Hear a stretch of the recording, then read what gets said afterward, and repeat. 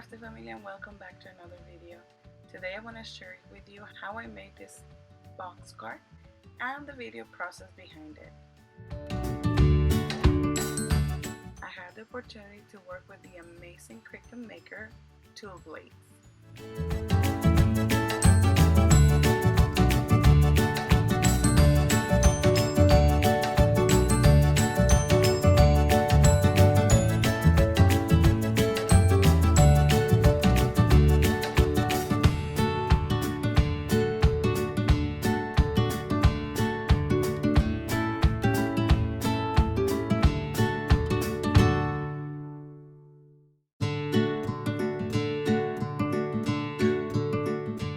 So what you want to do once you have an image is to always have a guide of the size of paper you're using. For this cutouts, I use a 12 by 12 paper, but as you know, Cricut only cuts about ½ an inch less margin all around, which means you want your actual guide to be 11.5 by 11.5, and this will make sense in just a little bit. I'm going to change the color to green just because I want to illustrate what I mean by the size of paper you're using. So I'm going to go ahead and send it to the back, and that's how big you can go within the limits or margins of the cutting mats. So what I do is to fit it as close as I can to the edge, and then I go from there. I don't ungroup the image usually because I like everything to resize together, and even doing this sometimes you have to go individually checking that it fits, or in this case that it will fit, this card will fit inside the envelope. Okay, you just have to make sure that the width of the card will fit inside the envelope. In this case I did this one sideways, which means my card will go inside, straight up inside of the envelope like this. You see how wide it is? It's less wider than the actual width of the envelope. You can always do it the other way around, like vertical, but in this case I'm just gonna leave it like that because I already know it fits since I did it here. And once I resize my card per se, or the template of it, what I do is to delete my guide or just hide it on the side, and then I select the image and I click on ungroup. Once I have that, I'm ready to start working on the borders, which I want to make sure it looks like a die cut.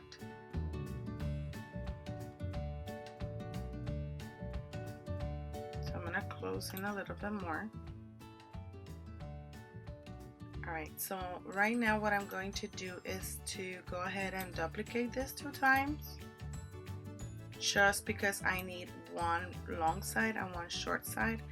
And it's all about hiding with the contouring like this. So that will be my long side or my long rectangle, and then the other one I'm gonna go ahead and do the contour, and I'll leave the short side like that.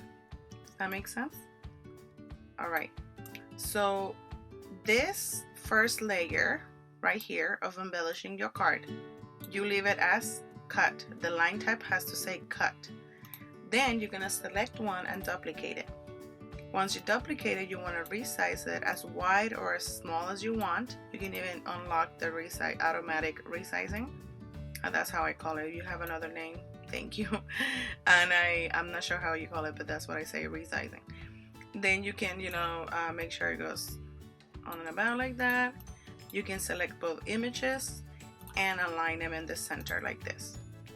Now that you have that, you can select the image inside, and the line type is going to be changed in order for us to use the perforation blade. So you see now we have the edge all set to make it look like a die cut, and it's going to look really, really cute.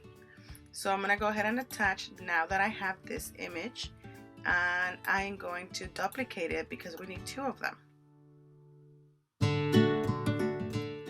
The perforation blade is perfect to give those cards, since I'm into paper crafts, this effect without you actually using a die cut, with all the many options you have in Cricut to use for card making.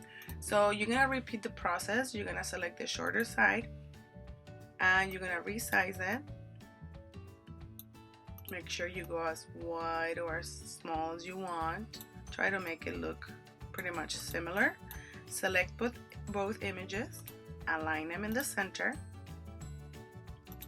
select the smaller size, and change the line type to basic perforation. Now you can select both of them, you attach, and you're gonna duplicate it for the second one. And you're gonna do the same thing with the bottom part.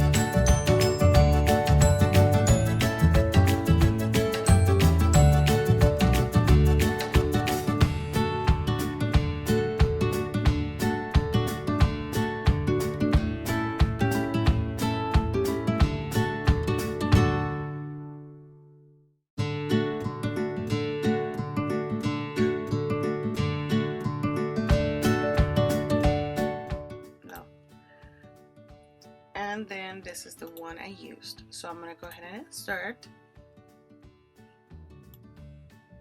And one of the things I did was to do the size first, which in this case, I think I left it pretty much the size it was.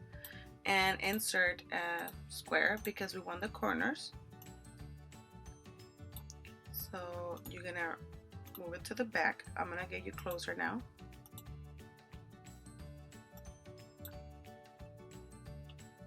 And then I went ahead and aligned it how I wanted it.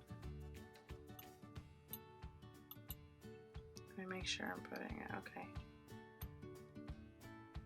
Like that. I select both images and then I went ahead and sliced. This is the part you can use. You delete the excess. Or you can use this side, whichever you want to, because this one you're gonna go ahead and change the line type to deboss. You want to make sure that you envelope, even though the line type says multiple, that means that it's gonna score where you're gonna fold the paper by, and it's also gonna cut. Sometimes in this case we're gonna add also debossing, but before you do that you just want to make sure that the lines for the foldings say score, and the rest of the line around or the outline says cut. Now that you are sure of that, then you're gonna go ahead and align your flower. You want to give a little bit of space, like a tiny little bit, just because when you fold your envelope you just want to make sure it stays at the edge and it doesn't go over. That's why I use a square, to make sure it wasn't cornered like this. So before I attach, I like to duplicate it because I use both of them, and then I just switch. I believe I flip it vertically and then I flip it horizontally, or horizontal. There it goes. So what I do, you can always select both images like that and put attach. That way you make it as one. You see, it moves around together. And you can go ahead and line it with your envelope like this. Select both images, the one you just created with the sunflowers and the envelope, and then hit attach. You see how easy it was to set up on debossing? Now let's go ahead and watch the make your cutting, debossing, and scoring, and using the perforation blade.